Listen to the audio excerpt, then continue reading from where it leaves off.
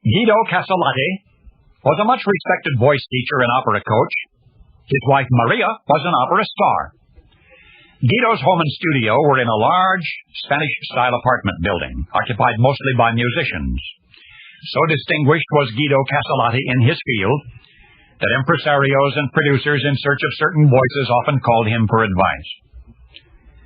One such gentleman, Roy Scott, telephoned Guido at 10 o'clock on a beautiful spring morning. Mr. Scott explained to the maestro that he was casting a particular role. He needed a young girl, preferably about 14, who had had operatic training. Might Guido suggest anyone? Well, Maestro Castellati paused for a moment, considering the many talented youngsters among his students, when suddenly a small voice was heard on the telephone line. "How about me?" the voice said. It was Guido's daughter, Adriana, who had been quietly listening to the conversation on an upstairs extension. Sternly, Daddy admonished the girl for eavesdropping, insisted that she get off the telephone at once. It ought to be mentioned at this point that Adriana had always been a well-behaved child, so you'll appreciate how entirely uncharacteristic it was when she then and there, without a moment's hesitation, disobeyed her father. I mean, right there on the telephone, Adriana started singing. Embarrassed, Maestro Castellati began apologizing for his daughter. "Nonsense," said Mr. Scott. "Please allow her to continue." And Adriana continued to sing. And when she was finished, Mr. Scott confessed that he was much impressed. Naturally, the young lady would have an audition in person. A great many talented youngsters would be trying out for the same role. Adriana was so elated that she hardly minded the further scolding from her father. "Please, Daddy, please. Could she please try out?" And finally, Daddy gave his consent. Adriana auditioned, and she got the part. But this is the rest of the story.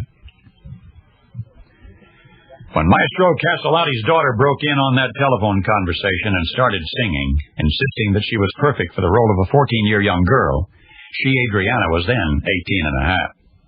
The auditions took so long she was almost 20 before she was chosen from a field of 150 auditioning. And by the time the production itself was completed, Adriana, taking the part of a 14-year-old, mind you, was age 21.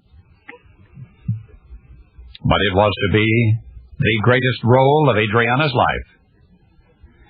As a matter of fact, it was her only success in show business. And yet, over the past almost 50 years, generation after generation of children of all ages have listened to the magical voice, speaking and singing, the voice which interrupted a telephone conversation one spring morning back in 1935. Adriana's face was then and is now unknown, but her voice is little changed from that of the Walt Disney animation which she helped to bring to life. For you see, the voice of Adriana Castellati, the maestro's daughter, is a voice unchanged and unchanging forever. The voice of Snow White. And now you know the rest of the story.